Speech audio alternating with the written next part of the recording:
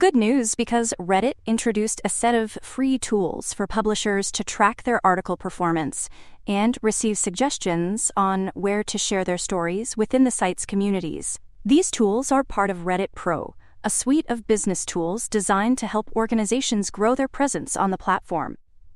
The new features include article insights that provide statistics such as views, upvotes, and clicks, allowing publishers to see where their stories have been shared. Additionally, publishers can sync their RSS feeds to Reddit Pro and use the dashboards to share articles. Reddit's AI technology will also suggest communities where articles could be shared, making it easier for publishers to distribute their content. These tools have been going through alpha testing with prominent publications such as The Atlantic, The Hill, NBC News, and the Associated Press. Other publishers are now invited to try them out under beta. This move is part of Reddit's efforts to make the platform more suitable for publishers to distribute their stories, allowing users to find them while searching.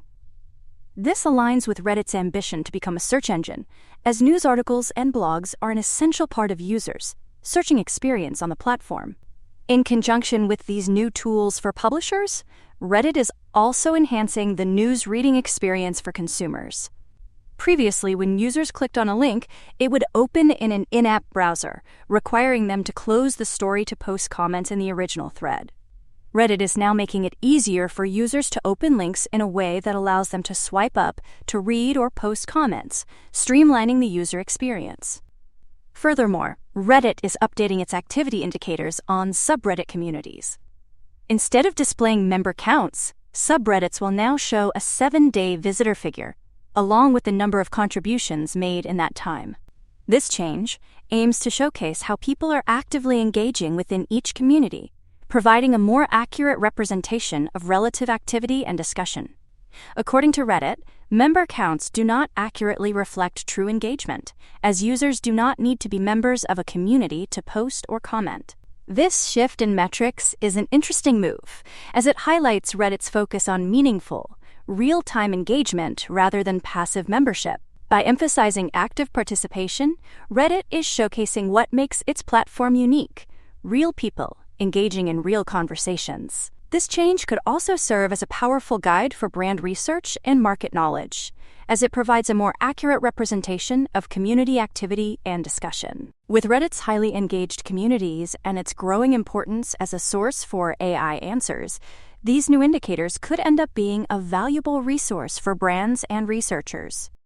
Then, up in the skies, XTI Aerospace finally successfully completed initial flight operations for its Sparrow and Kestrel subscale aircraft programs, marking significant advancements in its roadmap toward building its full-scale, piloted Trifan 600 demonstrator. The subscale aircraft program is designed to test new technologies and designs in a cost-effective and low-risk way, enabling validation of flight dynamics before full-scale development.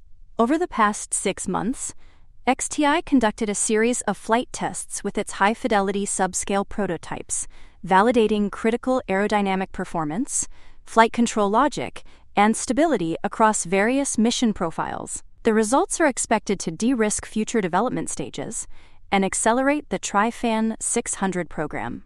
The company's next milestone is the Trihawk subscale aircraft, which is significantly larger than Sparrow or Kestrel and designed to generate deeper insights into vertical takeoff and landing dynamics. Initial flight operations for Trihawk are expected in Q4 2025, followed by the full-scale, piloted Trifan 600 demonstrator in 2027. XTI's subscale program aims to systematically reduce risk while positioning the company to capture the emerging market for mid-range VTOL aircraft, which is expected to serve business aviation, regional transport, and special mission markets.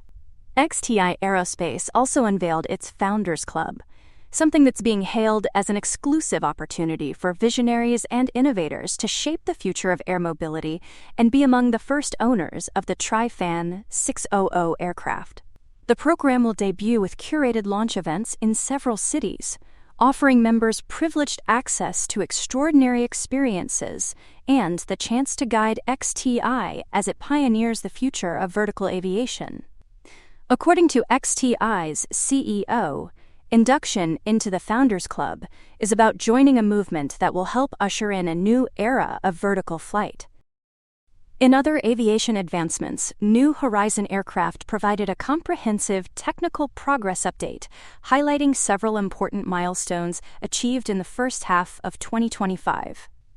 The company completed one of the world's first successful fan-in-wing forward transition flights in May 2025 with its large-scale prototype aircraft, validating its unique hybrid VTOL concept, and is now building a full-scale aircraft with initial testing planned to begin in 18 months. Progress has been made in areas like the completion of architecture development for the full-scale prototype, fabrication and testing of main wing propulsion units, and continued development of its sophisticated simulation environment. Horizon has also increased its team of senior designers and engineers by nearly 50% in 2025, adding accomplished personnel to support development efforts. New Horizon is working towards certifying its aircraft for instrument flight rules and flight into known icing conditions, having engaged with Transport Canada Civil Aviation and technical experts in Canada. New Horizon has also partnered with ZeroAvia to develop hydrogen-electric powertrains, and with MT Propeller to supply propellers for its Cavorite X7 aircraft, marking significant progress in the aerospace sector. On the ground, SERV Robotics has acquired the assets of Phantom Auto Inc. and its subsidiary, Voices AB, a Swedish company specializing in ultra-low latency video streaming and teleoperation technology, for approximately $5.75 million in cash. The acquisition enhances SERV's technology stack to support its rapidly growing fleet of autonomous delivery robots, with Voices, platform-agnostic video streaming, and data connectivity strengthening SERV's connection reliability at scale.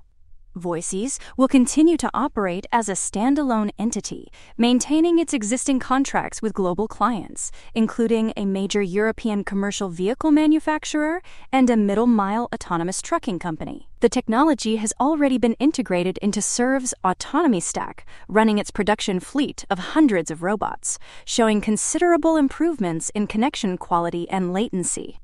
According to SERV Robotics CEO Dr. Ali Kashani, Voices technology will be a critical enabler of safe and reliable operations in dense urban environments. The acquisition follows SERV's recent purchase of Vayu Robotics, which aims to accelerate adoption of end-to-end foundation AI-based autonomy.